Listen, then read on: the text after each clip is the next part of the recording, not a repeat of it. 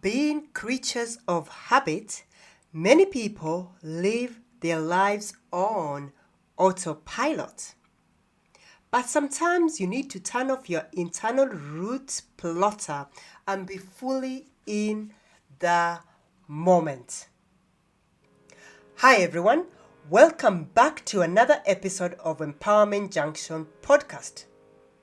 Before we dive in today's topic, I'd like to take a moment to recognize a significant event. It's Black History Month here in the UK. Last week, I shared an audio of Martin Luther King Jr.'s powerful speech, A Drumbeat for Justice. If you haven't had a chance to listen to it yet, I highly encourage you to take some time this month to reflect on their message. Martin Luther King Jr.'s words are not just part of history. They are a call to action that remains relevant today as we continue to strive for equality and justice. Also, I'd like to take a moment to wish a very happy birthday to all our listeners born in October. May this new year of life bring you growth, joy, and many mindful moments. We are sending you our best wishes from Empowerment Junction. Now, let's jump into today's session, which was inspired by a great question I received recently. How do I switch off autopilot and live more fully in the moment? It's something we've all struggled with at all times, or I know I have, especially with the busy demands of life. So today, we're going to explore some mindful practices to help you break free from autopilot and embrace the present. Now, the question is, what does it mean to be autopilot? First, let's unpack it in various ways. The first example I'm going to use, and I know a lot of people do this. Have you ever driven home and by the time you arrive, you barely remember the journey? That's autopilot. It happens when we go through the motions, often rushing through tasks without much thought, missing the richness of the present moment. While autopilot can be helpful for routine activity, whenever it takes over too much of our lives, we lose the ability to fully experience and engage with what's happening right now. And I can tell you this, everyone has an autopilot. It is formed from habitual learning, a process where behaviors become automatic through regular repetition. Your brain hardwires things you do on a repetitive basis so you can do them again without needing much thought, making you more efficient. Now, so think about it this way. For those who can relate to driving either home or driving to work, and you're completely lost in thought.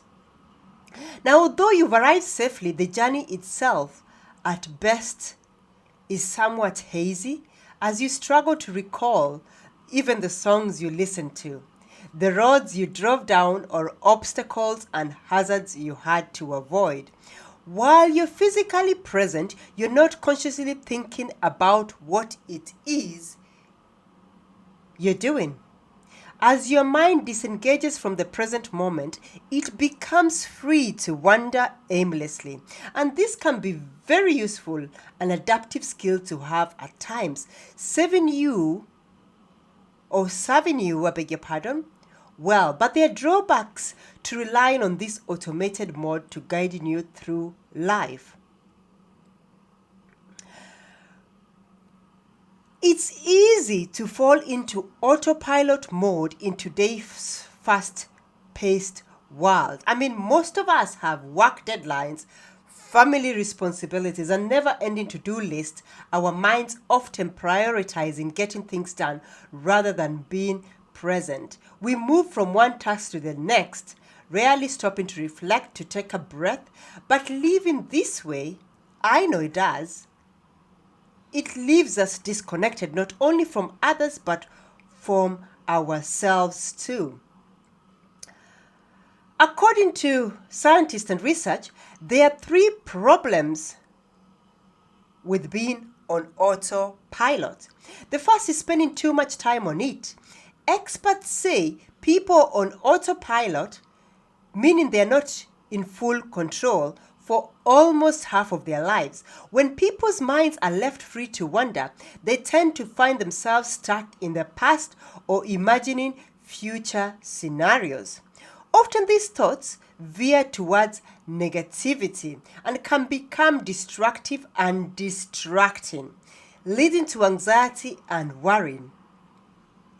Now, people become disconnected from the present moment and reality itself. As a result, they can filter over big chunks of their life, often the good parts that should be cherished, like watching your child in a school play. And for me, a number of times, or all my years, because my boys love football, it's those moments when I have to drop them to football and I'm so focused on going to finish that report instead of looking at my son playing football, because that moment is never going to come back. I know that for a fact. So, when we do this, people become caught in a quest of surviving the day or going through the motions. Before they know it, they hit retirement and left thinking, where did the time go? Now, the second problem is that when you let your automated mode take over the controls, you end up taking the same old familiar routes you've gone down in the past.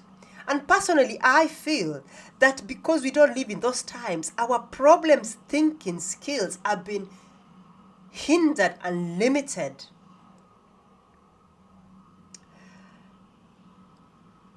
Say you're driving along the road.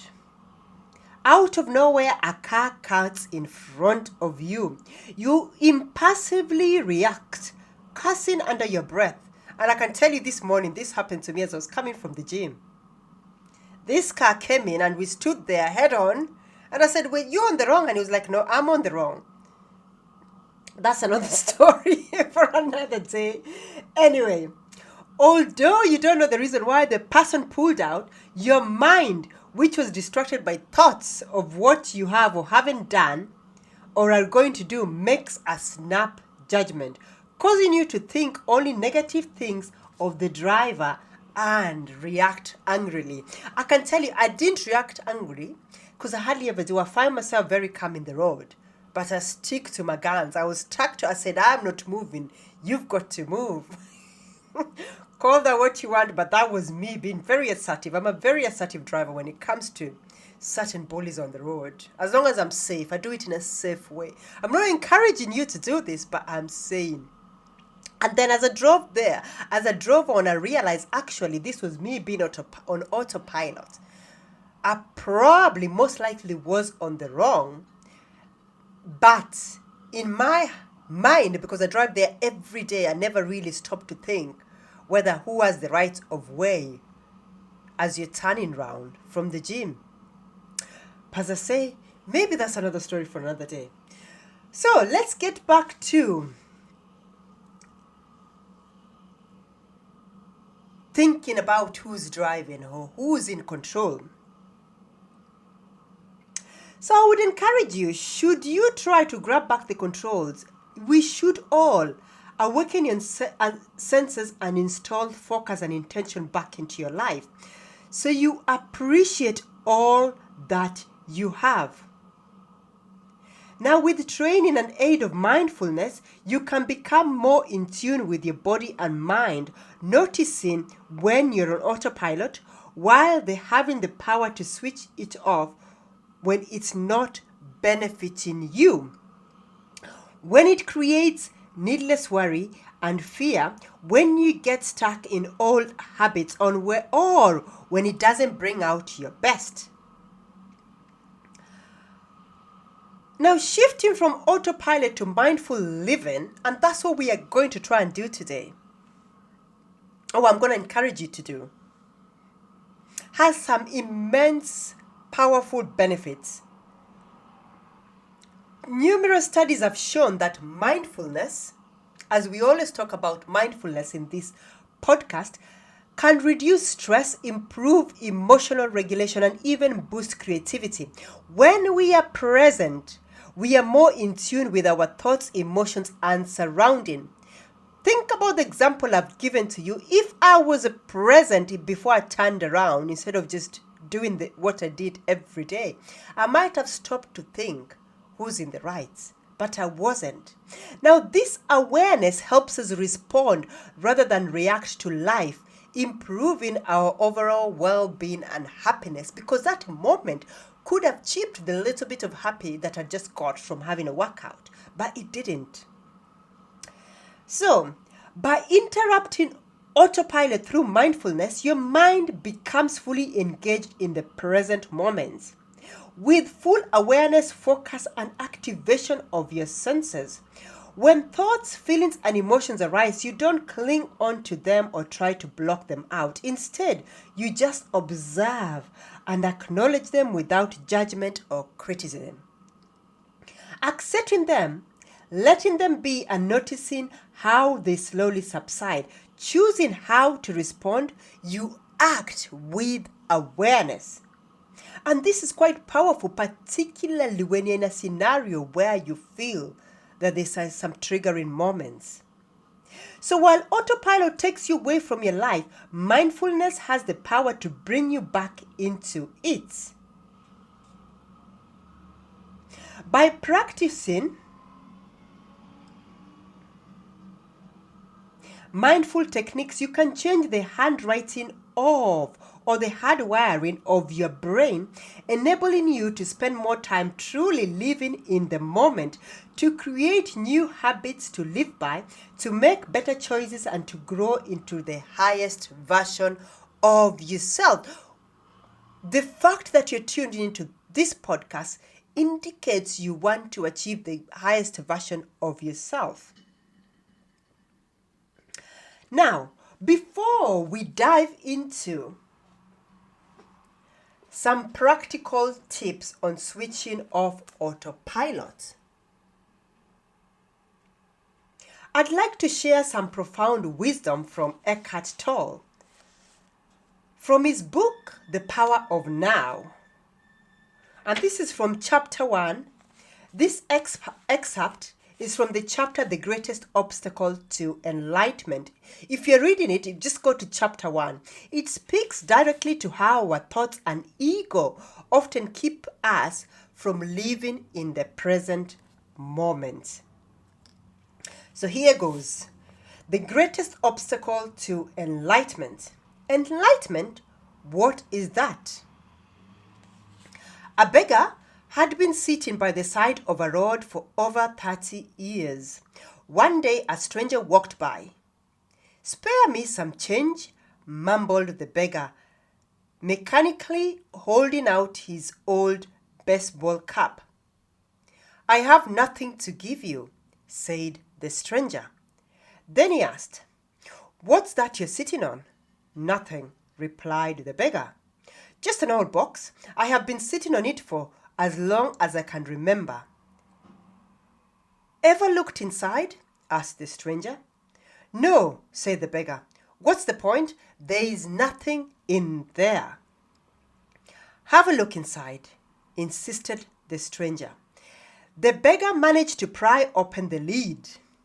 With astonishment, disbelief, and elation, he saw that the box was filled with gold. "I am that stranger who has nothing to give you and who is telling you to look inside." Not inside any box as in the parable, but somewhere even closer inside yourself. But I am not a beggar, I can hear you say. Those who have not found their true wealth, which is the radiant joy of being and the deep unshakable peace that comes with it, are beggars, even if they have great material wealth. They are looking outside for scraps of pleasure or fulfillment, for validation, security, or love, while they have a treasure within that not only includes all those things, but is infinitely greater than anything the world can offer. The word enlightenment conjures up the idea of some superhuman accomplishment. And the ego likes to keep it that way, but it is simply your natural state of felt oneness with being. It is a state of connectedness with something immeasurable and indestructible, something that almost paradoxically is essentially you and yet is much greater than you. It is finding your true nature beyond name and form. The inability to feel this connectedness gives rise to the illusion of separation from yourself and from the world around you. You then perceive yourself consciously or unconsciously as an isolated fragment. Fear arises and conflict within and without becomes the norm. I love the Buddha's simple definition of enlightenment as the end of suffering. There is nothing superhuman in that, is there? Of course, as a definition, it is incomplete. It only tells you what enlightenment is not. No suffering. But what's left when there is no more suffering? The Buddha is silent on that, and his silence implies that you'll have to find out for yourself. He uses a negative definition so that the mind cannot make it into something to believe in or into a superhuman accomplishment, a goal that is impossible for you to attain. Despite this precaution, the majority of Buddhists still believe that enlightenment is for the Buddha, not for them. At least not in this lifetime. Being is the eternal, ever-present one life, beyond the myriad forms of life that are subject to birth and death. However, being is not only beyond, but also deep within every form as its innermost invisible and indestructible essence. This means that it is accessible to you now as your own deepest self, your true nature. But don't seek to grasp it with your mind. Don't try to understand it. You can know it only when the mind is still, when you are present, when your attention is fully and intensely in the now. Being can be felt, but it can never be understood mentally. To regain awareness of being and to abide in the state of feeling realization is enlightenment. Now,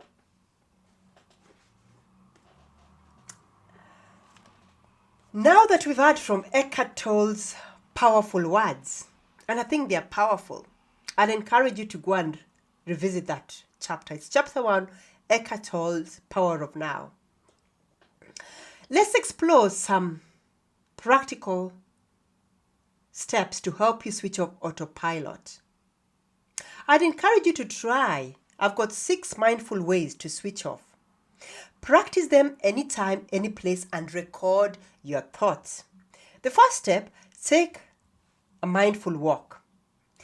Instead of driving, why not go for a mindful walk? People tend to lose touch with their bodies on autopilot. And obviously this is if you can. Or take the bus, do something different rather than the driving. Being mindful movement offers reconnection. As you walk, become aware of every small movement you make. Or if you're taking the bus, become aware of the people in the bus, your surrounding, the things you miss every day whilst you're nicely tucked in that warm car of yours.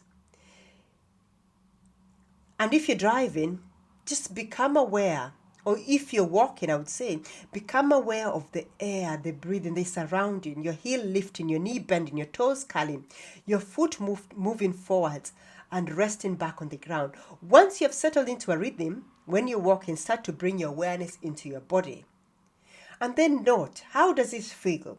Which parts are you holding tension? And what is your breathing like? Just observe without trying to change anything. Then shift your focus to your external environment. Activate all your senses as you take in the sight, smells, sounds, and touch of your surroundings. What do you notice? Now, I would also say another bit is to set auto triggers. With life on autopilot, it's easy to find yourself going through the motions day in, day out. To snap out of this mode, establish some auto triggers. Set up alarms on your phone or computer to go off at certain intervals throughout the day. Give them a description that says, time to be more mindful, something like that, or mindful moment. Every time that alarm goes off, take a moment for yourself, fully activate all of your senses, read the words and ask yourself, where are you? If you're in work, yes, you're in work. How are you feeling at that moment? And what is your breathing like? Again, very important. Pay attention to what you see, hear, taste, and feel. If you're eating, for example, focus on the flavors, textures, and the act of eating itself. And I'll tell you what, a lot of the times recently, I did a day's fast. And by the time it was time to break my fast and really, I went to have a banana.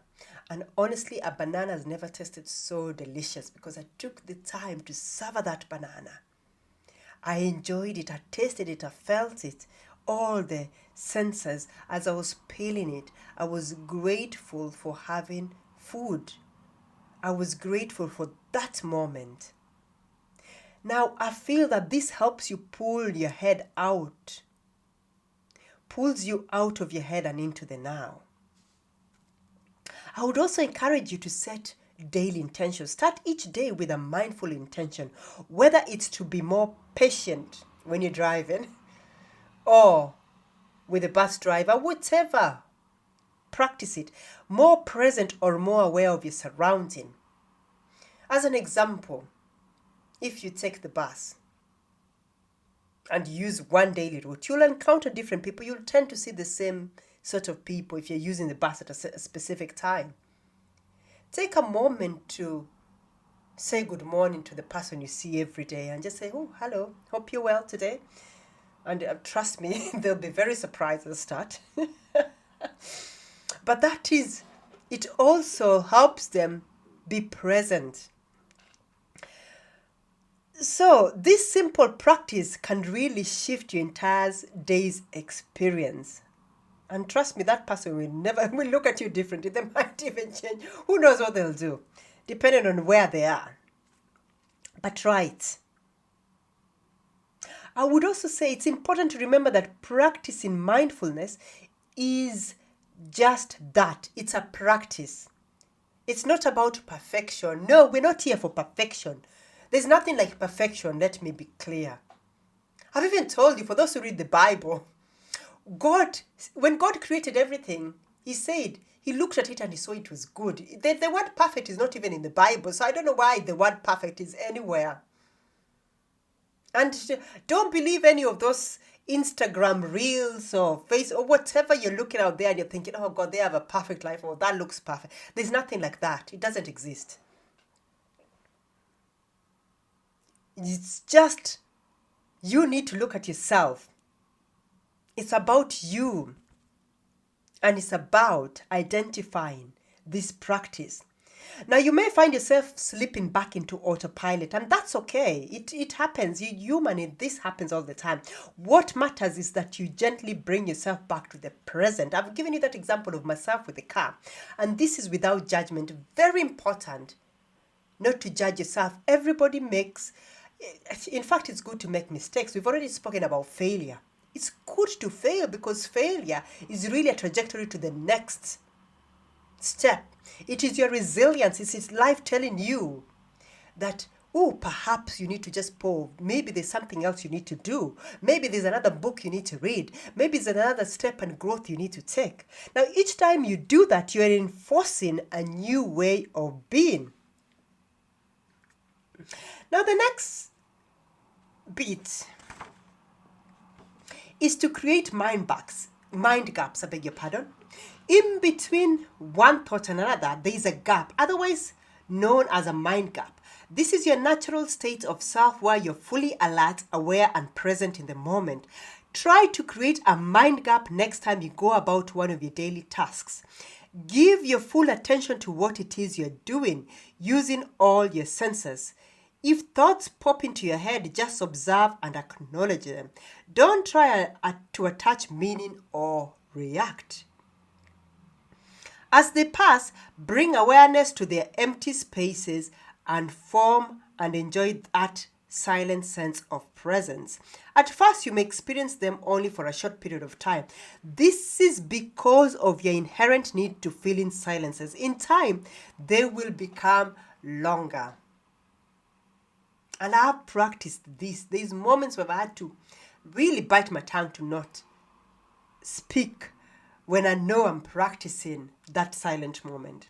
Now, do that thing you've been putting off. This is another tip. This is the fourth tip, by the way. Do that thing you've been putting off. On autopilot, people tend to go or to procrastinate and to avoid doing things that they really don't want to do for as long as possible.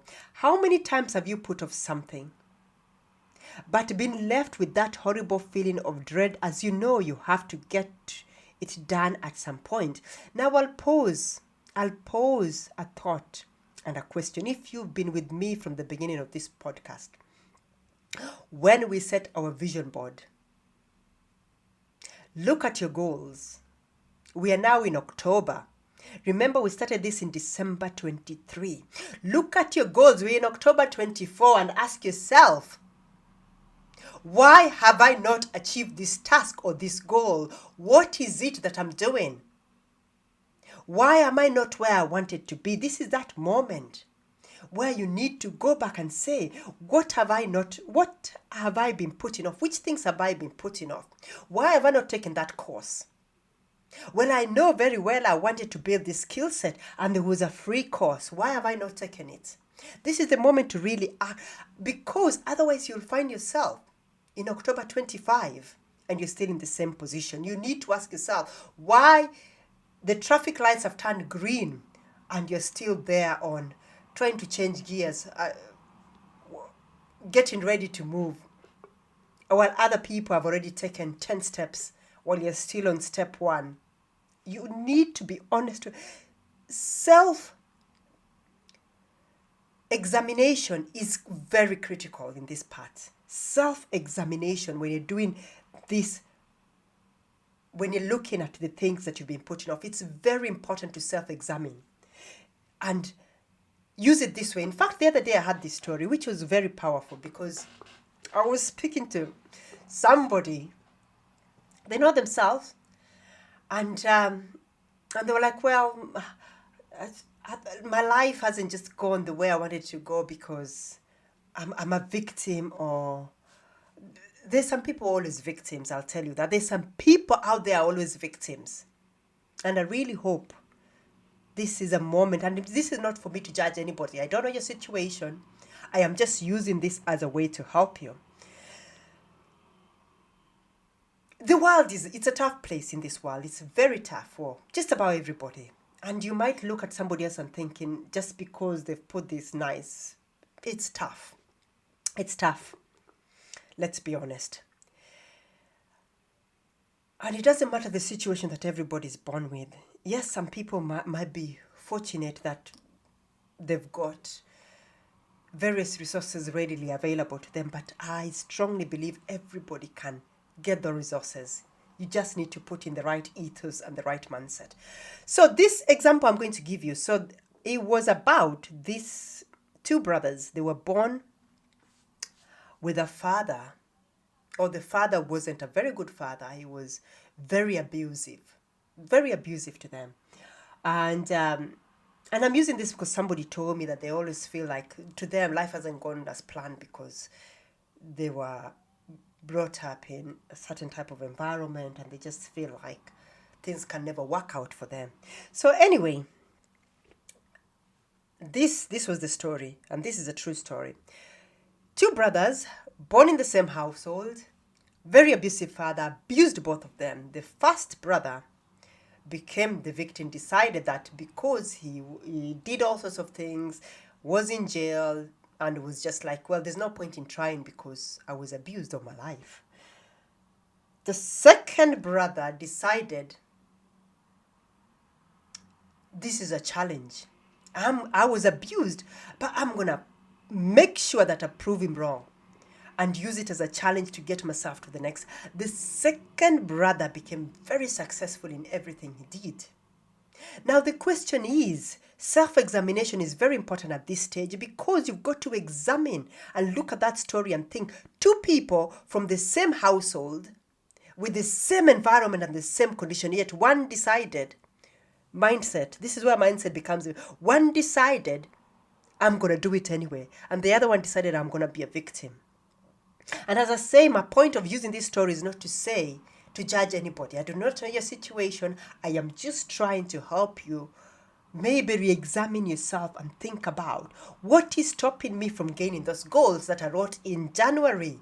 I dedicated myself to write my goals. We're now in October and I've not achieved I haven't even started on my goals that are set. Time to really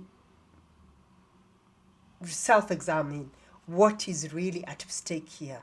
Because is it that the excuse is you perhaps do not want to do the work?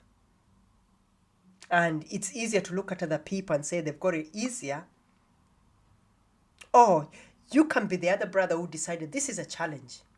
Let's see.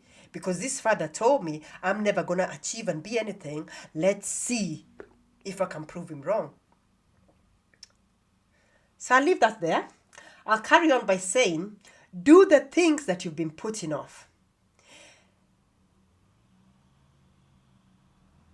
Now, if you keep pushing it to the end of your to-do list, hopefully it will magically disappear. Someone will take it off your plate. This hardly ever happens. Next time, move the item you're dreading to the top of your list and make time in your diary so you can strike it off as soon as possible. Now, I'm a mother of two boys. There's many things. If I'd put them off, I don't know where I'd be. So, there's certain things I know I have to do. They're at the top of my list every day. I have to wake up. And do it. Now, there's one mindful exercise that I'd encourage you to do to improve your ability to focus and recover from distraction. And this one, I got this from a book. And it talks about really helping you. Now, for example, you can when you're sitting or standing in a desk, take a deep breath and close your eyes. Let your arms rest loosely by your sides and relax your shoulder. Breathe in slowly. Continue breathing slowly in and out and count to 10. Each time your mind wanders, notice where it goes before gently bringing your attention back to the breath.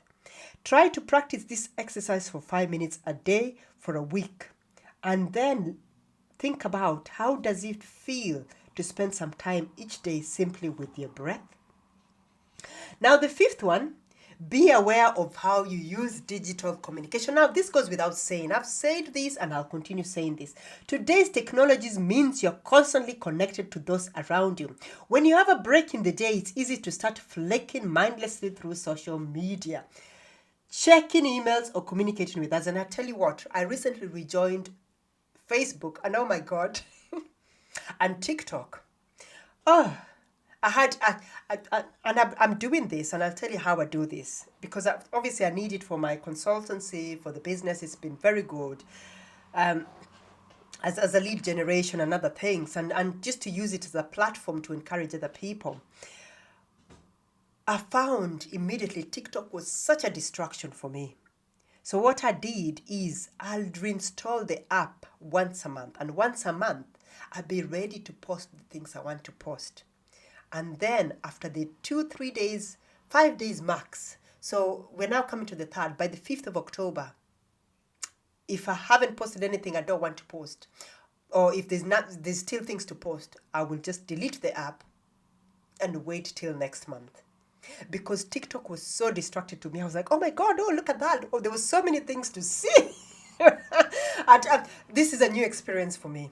Then I realized this is a distraction. No way. No way. So I had to delete it. I deleted TikTok and then I put a new goal for myself. I will reinstall it at the beginning of every month. So if you go and look at my posts, you'll actually see, if you're on TikTok, I don't know if you are, I do post once a month and I'll post the things up to the 5th of that month. I made myself a goal and then I'll delete it because it's a distraction in my phone. I don't have Facebook in my phone, so it's not much of a distraction. They're all on my desktop. And with the desktop, I'm not sat on my desktop every hour, every day. No. I've got things to do. I've got walks to do. I've got cooking to do. I've got baking to do. I've got my boys to chat to, if they'll allow me to chat to them. I've got other things to do.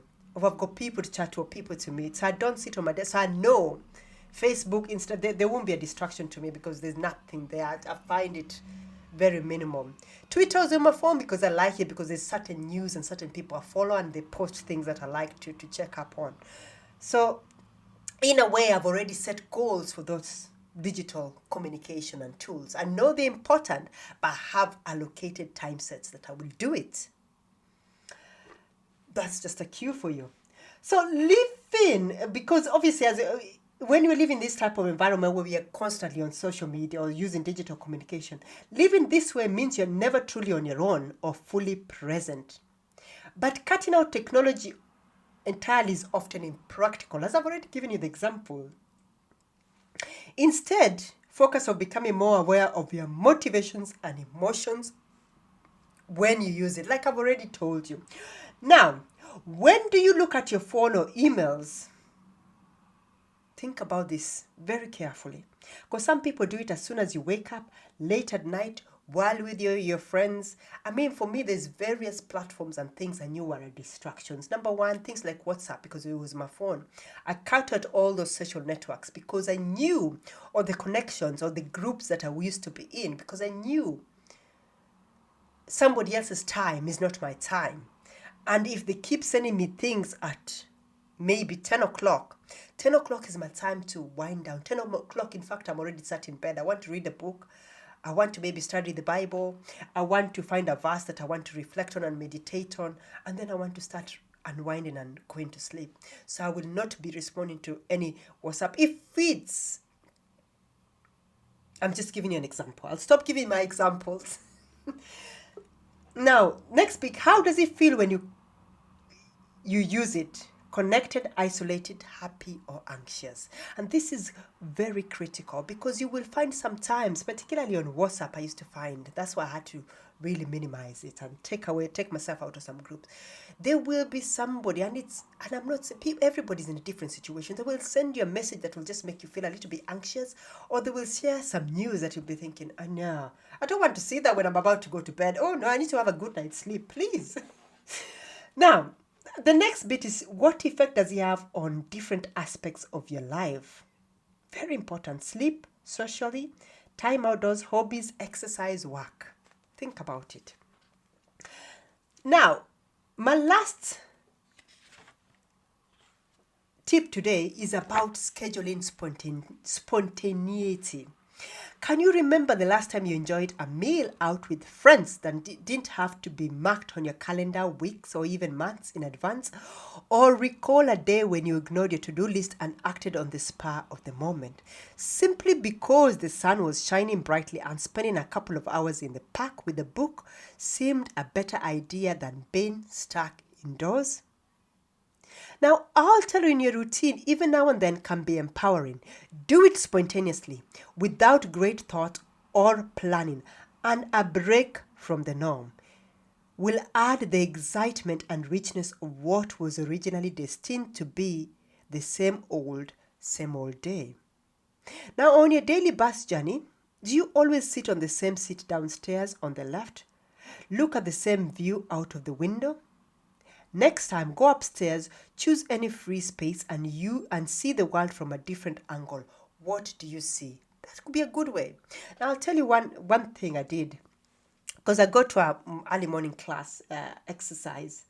I was 6:30. And I like my sports. I like a certain sport. Now, every time I'd go to this same spot, set up my gear, set up my weights and everything. And I realized that I was feeling a little bit. One time I realized I keep doing this and I need a change. So I went to the back for once. It was a different experience, I can tell you. In the same class, I found it was a different experience.